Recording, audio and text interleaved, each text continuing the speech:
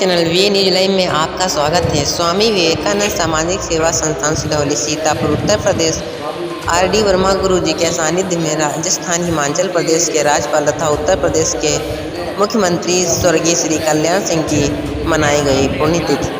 आप देख रहे हैं वी न्यूज लाइव से रिपोर्टर कुलदीप सिंह के साथ काजल पाल की रिपोर्ट। नमस्कार करता हूँ। पूरा हिंदुस्तान उनके सामने झुकता है, तो हम लोग यही नमस्कार करते हैं। वही बात है तो बाबूजी ऐसे शख्स रहे हैं जिनका जन्म 5 जनवरी 1932 को हुआ है और वो बीजेपी के, यानी उस समय जनसंघ पार्टी चलती थी, उस समय बिल्कुल प्रोडक्ट रहे हैं, नंबर 1 दे रहे हैं। उस समय देखा जाए तो मात्र और इतनी लगन के साथ उन्होंने 88 तक पहुंचा दिया। और अगर कोई मुख्यमंत्री बने हैं उत्तर प्रदेश में, अगर कोई मुख्यमंत्री बने तो पहले ही 20 के मुख्यमंत्री बने हैं वो हमारे आदरणीय बाबूजी श्री माननीय कल्याण सिंह जी बने हैं।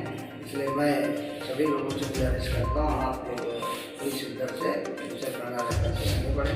रही बात उनके जीवन की, कभी भी उन्होंने जात पात धर्म मजहब ऊंच नीच नहीं किया। कई ऐसे संस्मरण हैं जो मुझे आज याद हैं, और उन संस्मरणों में जब कोई जात का नाम लेते थे तो लोग चढ़ जाते थे। वो कहते थे पहले अपना काम बताओ।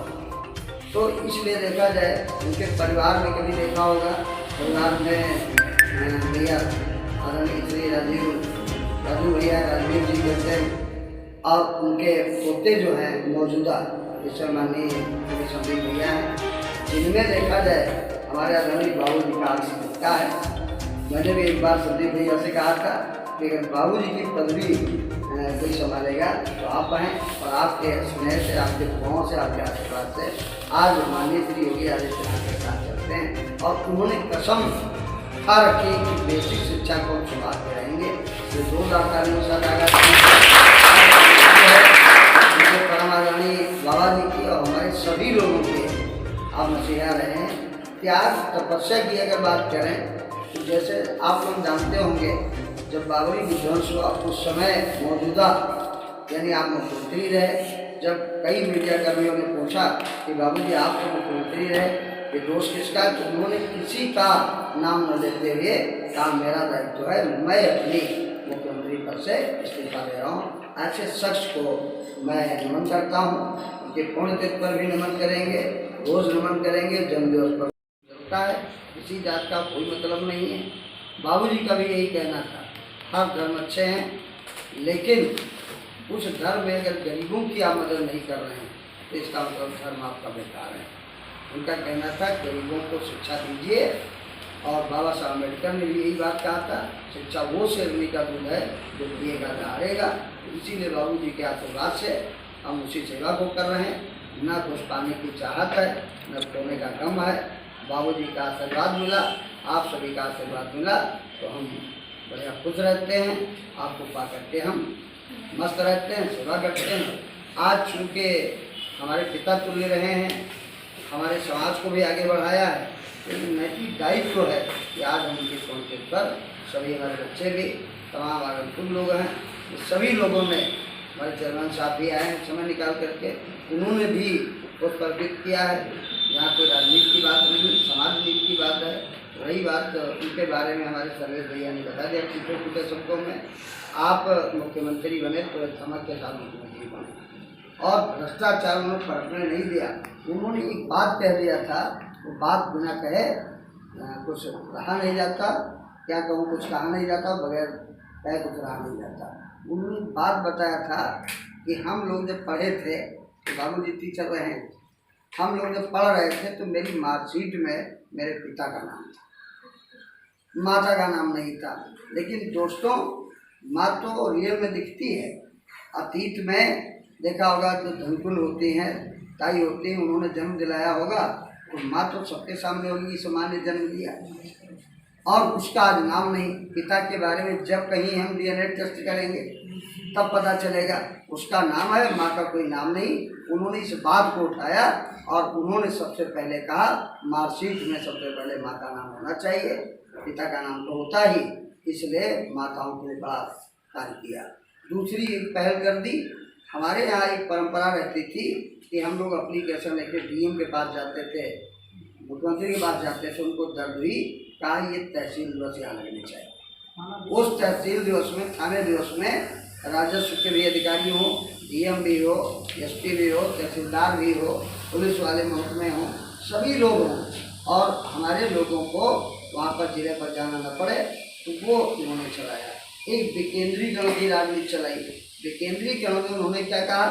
विकेंद्रीकरण में कहा कि हम गांव में रह रहे हैं, तो गांव वालों को पता हो। और वो दिन एक ऐसे राष्ट्र के प्रतीक को समर्पित है, राष्ट्रीय गौरव जो है, जिन्होंने इस देश की कमान को संभालने का प्रयास किया, रह करके मुख्यमंत्री के दायित्व को भी निर्वहन किया इन्होंने। तमाम ऐसे विधायक भी रहे, सांसद भी रहे।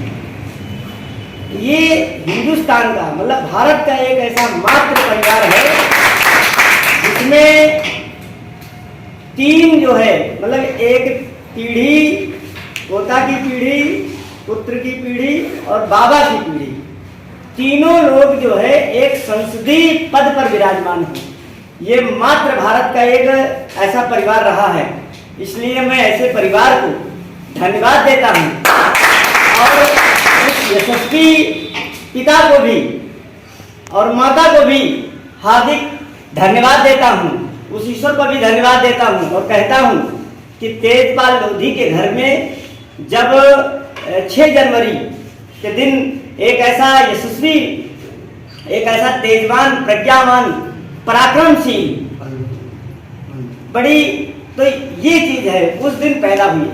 और सीता जो इनकी माँ थी, तो ये बड़ी बात है कि इतने कुल वंश में जिसका तेज पराक्रम बड़ा ही समृद्धशाली है, शौर्यशाली है, उसमें जन्म ले करके बाबूजी ने पूरे परिवार का मान बढ़ाया है, सम्मान बढ़ाया है।